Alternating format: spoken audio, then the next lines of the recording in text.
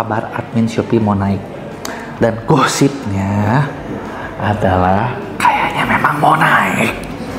Cara gampang buat dapetin penjualan lebih banyak tanpa perlu ngiklan. Nah, gini. Kalau gua bahas kayak gini, sebenarnya artinya apa sih gitu kan? Banyak banget seller yang ngerasa kayak, aduh, gua tuh jualan nggak laku gara-gara kalah perang harga nih. Aduh, gua tuh nggak ada budget iklan nih. Aduh, dihajar kompetitor nih dan lain sebagainya. Nah, sebenarnya gini, kalau misalnya lu mau untung, ada satu cara gampang yang sebenarnya tuh simple dan efektif, yaitu cara yang namanya mainin pricing strategi.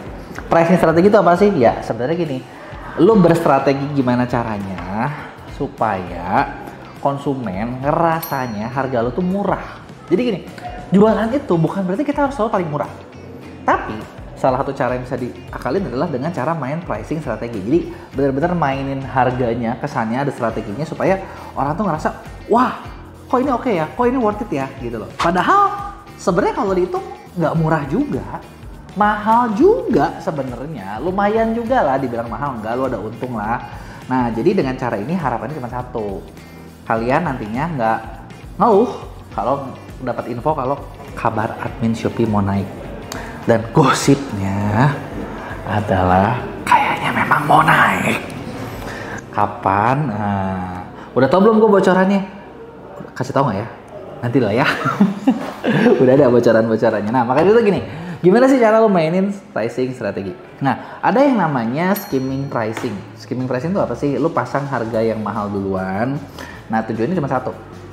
Buat bikin orang tuh bikin anchor. Kalau ngerasa ya itu tuh mahal gitu loh. Terus ketika nanti diturunin, misalnya dalam waktu 2 minggu atau berapa lama setelahnya, itu bakal orang tuh karena udah ke anchor duluan, udah kepasang duluan, ingetnya kayak barang ini harganya 10 juta.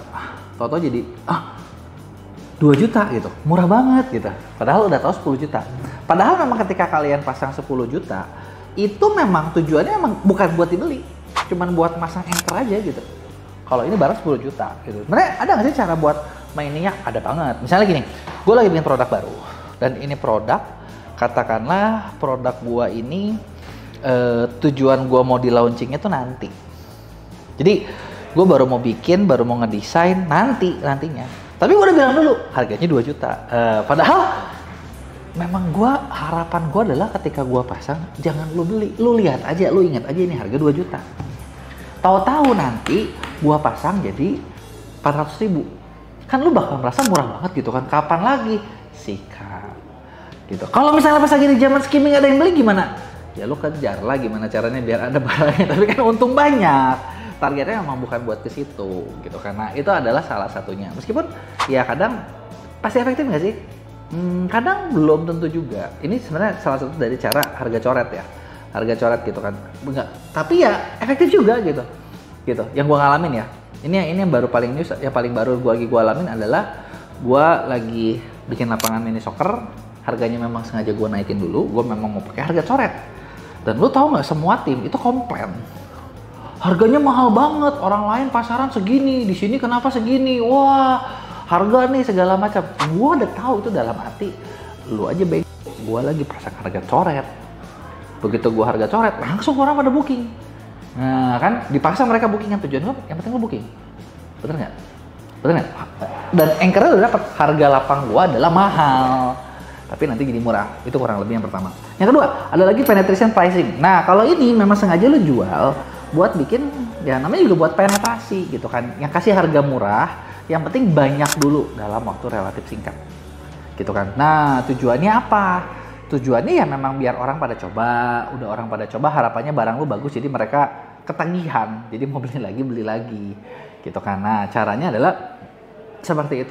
Bisa juga memang tapi cara ini tuh sebenarnya bukan buat ngabisin flash sale, tapi buat bener-bener kalian nge-sample dan orang nyobain gitu ya. Nah ada lagi yang berikutnya adalah odd event pricing. Nah odd event pricing tuh gini, sebenarnya ini tuh bisa dibilang angka cantik ya, ada juga yang angka ganjil gitu kan.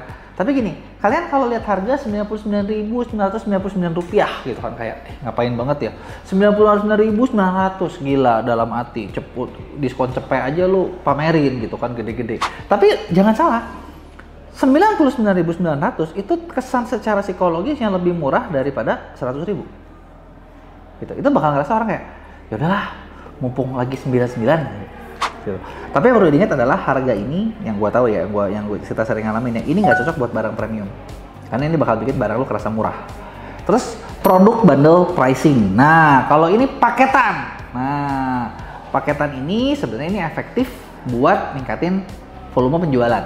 Jadi sekali jual itu kayak 100.000 dapat 5, 800.000 dapat sekian gitu loh.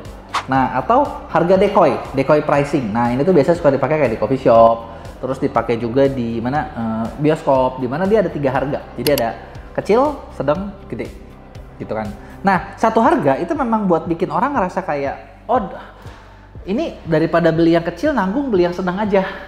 Daripada beli yang sedang nanggung beli yang gede aja gitu, karena itu adalah strateginya. Nah, terus gimana cara mainnya? Yang bisa dibikin adalah satu, lo bisa bikin rentang harga. Jadi dari yang termurah sampai termahal gitu. Termurah tujuannya cuma satu, buat dapat CTR.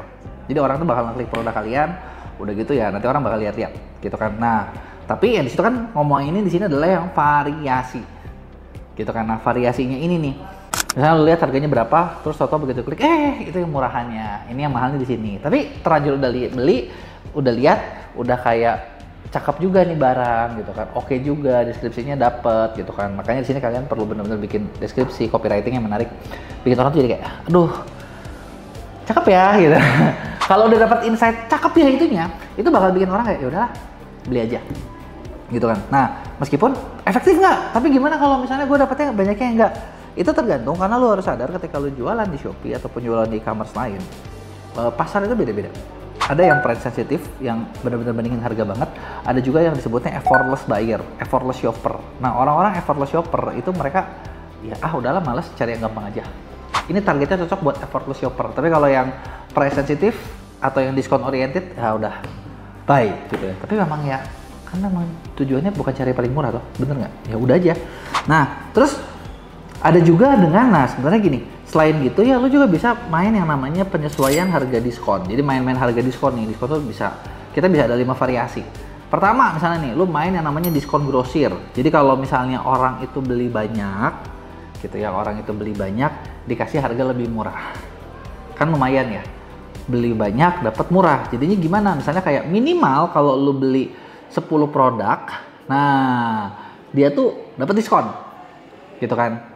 Nah, gimana cara ngaktifinnya gitu ya? Cara ngaktifinnya gimana? Nah, sebenarnya ini ngaktifin yang namanya variasinya. Lo bisa mainin di variasi. Misalnya gue bikin harganya adalah barangnya 1.000 satu varian. Gue bikin kalau lo beli 10, minimal 10, itu harganya jadinya 80.000. 10 jadi 8.000. Kan satu 1.000, 10 jadi 8.000 nih. Ya berarti kan jadi 800. Kalau lo belinya 50, harganya jadi sekian gitu ya. Nah, itu adalah salah satu contohnya gitu ya. Nah, atau gini, kita juga bisa bikin batas pembelian. Mau bikin diskon, tapi di Shopee itu bisa kayak dibikin batas pembelian tuh gini, orang beli, gua kasih harga murah karena penetrasi, tapi maksimal beli cuma 2. Nah, kayak kalian sering kan kayak ke supermarket, lagi ke supermarket, telurnya murah banget nih, mau gua stok, kagak bisa karena satu orang maksimal cuman 2 gitu kan. Kalau lu mau bisa gimana ya, lu keluar lagi balik lagi, nanti bisa lagi gitu kan ya, sama aja gitu kan. Kurang lebih kayak gitu caranya ya. Nah, terus bisa juga pakai diskon musiman. Diskon musiman tuh gimana? Sebenarnya ini simpel. Lu bikin paket diskon, tapi lu nyalainnya tertentu. Misalnya di Indonesia lagi musim panas. Ya udah, kita bikin diskon aja. Pura-puranya diskon musim panas. Nanti musim hujan diskon musim hujan gitu. Itu simpel lah gitu ya. Nah, atau gini, kalian juga bisa mainin ya, kadang orang suka nggak. Lo ketika produksi sering dapat kan barang reject yang maksudnya kurang bagus, tapi ya misalnya kalian terlanjur udah punya gitu kan, mau digimanain, bikin aja diskon barang sampel atau diskon barang reject gitu kan. Kayak sebenarnya kalau lu sadar ya, di toko offline kayak IKEA apa sekarang mereka banyak kok mainin kayak gitu, mereka mainin banget gitu. Nah, atau bisa juga main lelang. Nah, pricing strategi ini kalau bikinnya main lelang, ini biasanya cocoknya di live streaming. Jadi bukan dijual biasa. Lagi live streaming lu pakai lelang gitu kan, minimal sekian. Tapi kalau misalnya udah kejual, bisa nggak kejual lebih murah? Bisa. Jadi ya jangan ngarep gini, lelang gua kalian pasang dari harga 10%. Wah, bonyok lu nanti kalau yang ngekliknya dikit rugi gitu kan. Nah, jadi itu dia tadi beberapa cara pricing strategi yang lu bisa pakai gitu kan. Nah, kalau yang gua terapin sih beberapa efektif Nah, gue pengen tahu kalian udah pernah pakai yang mana dan hasilnya kayak gimana. Coba dong lo kasih tahu di komen.